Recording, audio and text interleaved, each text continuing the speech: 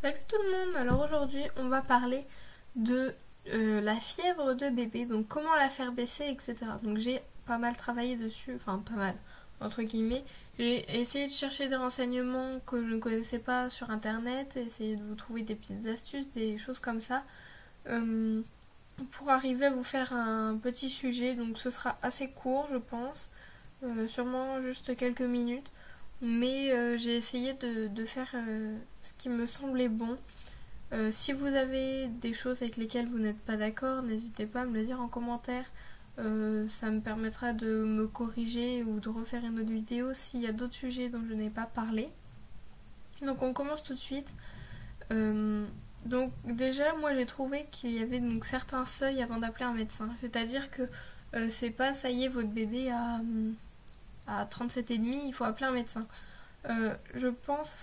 J'ai vérifié qu'un bébé de moins de 3 mois, enfin jusqu'à ces 3 mois, la température ne doit pas dépasser les 38. Si vraiment il y a 38, appelez un médecin. Après, entre 3 et 6 mois, la température donc rectale, donc au niveau du siège, ne doit pas être plus de 39 degrés. Sinon, là, pareil, vous devez appeler un médecin. Maintenant, j'ai aussi trouvé qu'il fallait attendre 48 heures avant de prévenir un médecin. Mais je pense que ça dépend aussi de comment vous le sentez. Si vraiment votre bébé est grognon, etc., si vraiment ça va pas, vous appelez un médecin avant les 48 heures. Ensuite, si la température dépasse les 40 degrés, maintenant, c'est vraiment temps d'appeler une aide médicale d'urgence. Vraiment, 40 degrés, c'est pas normal non plus. Même nous, en tant que grande personne ou vous, adulte, 40 degrés, ça fait mal. Et pour un bébé, c'est encore pire, je pense. J'ai une petite astuce également. Je ne l'ai pas testé, je tiens à le dire, un petit disclaimer. Je ne l'ai pas testé, mais j'en ai entendu parler en bien. Quand votre bébé a de la fièvre, vous pouvez prendre des compresses de vinaigre blanc. Vous prenez des compresses, vous mettez un peu de vinaigre blanc dessus et vous posez sur les... Enfin, vous les mettez autour de la cheville de votre bébé et vous les maintenez par des chaussettes ou quelque chose pour pouvoir maintenir les compresses. Et apparemment, ça fait baisser la fièvre. Alors je vous dis bien apparemment parce que comme je vous l'ai dit, je ne l'ai pas testé. Maintenant la prochaine fois que la petite puce a de la fièvre, je vais essayer de tester tout ça. Et puis à ce que j'ai vu, c'est bon, forcément c'est plus facile qu'un bain de prendre des compresses de vinaigre blanc, mais vous pouvez aussi prendre un bain à votre bébé. Ensuite, il faut savoir que la fièvre, c'est pas une maladie, hein, c'est quoi? C'est une réaction normale de l'organisme, c'est... Il n'y a aucun souci à avoir de la fièvre, on va dire.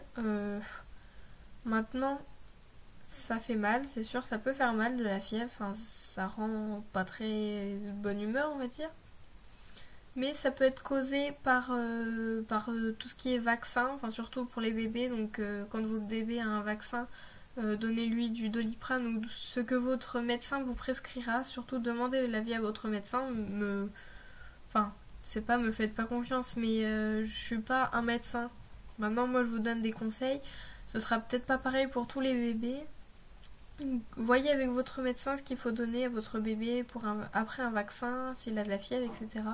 Et également pendant les poussées dentaires. Moi, ma petite puce, elle a 9 mois et à 9 mois, elle a 2 dents et elle est en train de sortir une troisième. Elle a eu que 2 fois de la fièvre, mais c'était pas à cause de ses dents.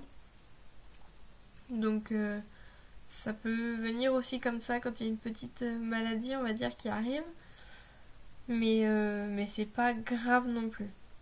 Et la température, enfin la dernière chose à vous dire, c'est que la température rectale, donc par le siège, est la température la plus précise de toutes les températures, que ce soit au niveau des oreilles, sur le front, les températures, vous savez, les thermomètres à distance, on va dire. Le mieux, c'est forcément la température rectale, pardon, qui est la plus précise. Donc, je vous ai dit tout ce que j'avais à vous dire.